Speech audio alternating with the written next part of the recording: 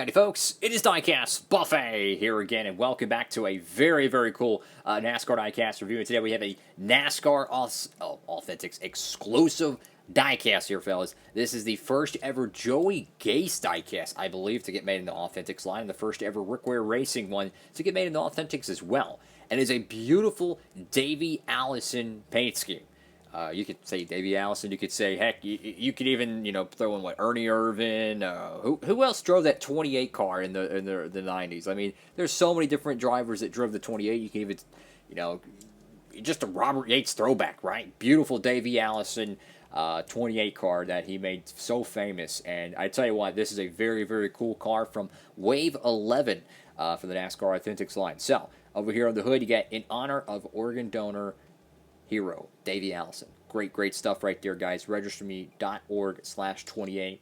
I really did not expect this car to get made. It was offered in the 164 scale in the Gold Series. It ran at Talladega in the spring 1 year ago in 21. And unfortunately, it never got made, right? So I was like, okay, well, that's just, unfortunately, another paint scheme we'll never see. And then, sure enough, 1 year later, it got made. So you got the Mustang decal right there. Just really cool knowing it was a Thunderbird in those years. Really cool stuff. 28 right there, Sunoco. Sunoco decal once again. I got to give a huge thank you to LW3 for sending me this car and giving me this car for a great deal, I might add. So thank you so much, bud, for it. I greatly appreciate it. Make sure to check out his channel. This is something I just noticed on this car. There's no driver name right there on it, which I don't know if that's accurate to the Robert Yates Racing car. I'm not sure, right? You might have to ask Larry McReynolds on that one. But hey, that's another good trip. This is technically, if you're talking about the Davey Allison years, you're talking about the Robert Yates Racing years. This is technically even a Larry McReynolds throwback too. I mean, it's just that's how much history the 28 car in those years had. It's just so cool, man, so cool. Beautiful race car here. So there's no driver name right there. I don't know if that is a error or intentional or not. Cup Series. Race car, Goodyear, whatever that is right there. The Legacy, get the number 28. Like that very cool font. Get registerme.org/28.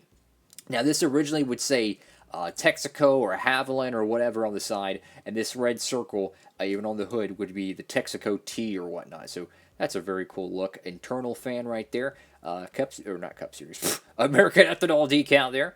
Very cool looking stuff here, guys. So you go to the back end of the car, and that's so cool. They actually got a photo of Davey Allison on the car. Let's zoom in here. So bear with me, guys. We're going to zoom in, and we're going to try to get a closer look at this. That is so cool. And for those who don't know, the newer fans, he was one of the most talented drivers, like up-and-coming drivers, that he would have raced against Gordon probably throughout Gordon's entire career. And they would have went at it for, I truly believe, championships. And it would have changed the entire complexion of the sport. You would have Earnhardt, Allison, and Gordon just going at it through the 90s. And, of course, if nothing happened to Earnhardt, possibly even some of the early 2000s. And he was tragically taken early. And when you go back and look at the history, he's a Daytona 500 champion, right? He never won the championship, but he got so close. And he had such a poised career. And I tell you what, if he was not taken early, I tell you what, Davey Allison would have been one of the most successful drivers of that era. And I tell you what a great throwback paint scheme. Now, this is technically not considered a true Darlington throwback, but you could consider it a partial one. It didn't run at Darlington. It did run at Talladega, so in theory, it would be eligible for, the Durrell Cup Series and whatnot. But very cool looking paint scheme here, guys. So you have a little bit of a scratch right there or a decal issue, but that does happen. Go to the roof of the diecast right here, the number 28. Got a little bit of a fog effect right there. Probably was smudged or clamped or whatever they used to assemble these things. I got registerme.org/28. Beautiful car. And on the deck lid, you got RV Park and Campground with a number for Talladega. That's cool. It says Talladega's something.com. That's actually really cool. That is really cool. So this car, like I said, it got canceled at the 164 scale for the Gold Series. They never made it. I don't even know if they made it in the 124 scale, to be honest with you. But this is a very forgotten and underrated paint scheme, because generally when a car gets canceled and you don't see it for a couple of months, you're like, okay, there's no way they're going to make it in the Authentics line. And sure enough, they did so. So that's what's really cool.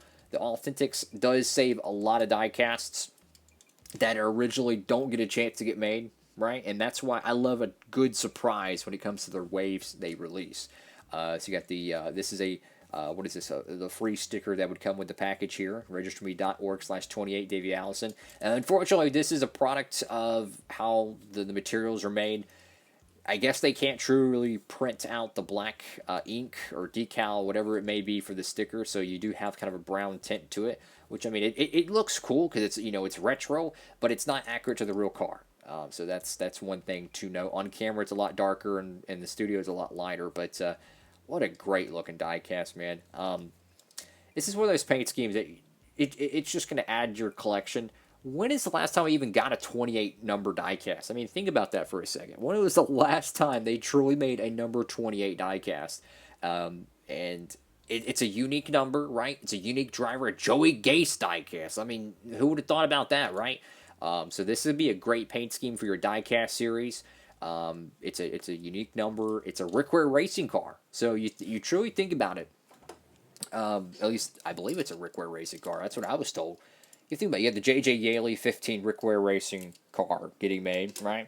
And then you have, I don't have it near me, but then you also have the Garrett Smithley 53 car that got made. So that's 3 Rick Ware racing cars in the 2021 series. So you can, you know, hey, have a 3-car Rick Ware racing team for your diecast series, and you don't have to build any of them. So that's pretty cool. What do y'all think? Make sure to like, comment, and subscribe, and check out that promo code to help out the channel if you want to save on shipping. So anyways, if you find the diecast guys at your local retail store, make sure to pick it up. This one and the Ty Gibbs Supra, those are the 2 exclusives, I believe, from Wave 11. Very, very well done paint schemes. Love to see it. Have a great night, everybody. Diecast Buffet. Signing off.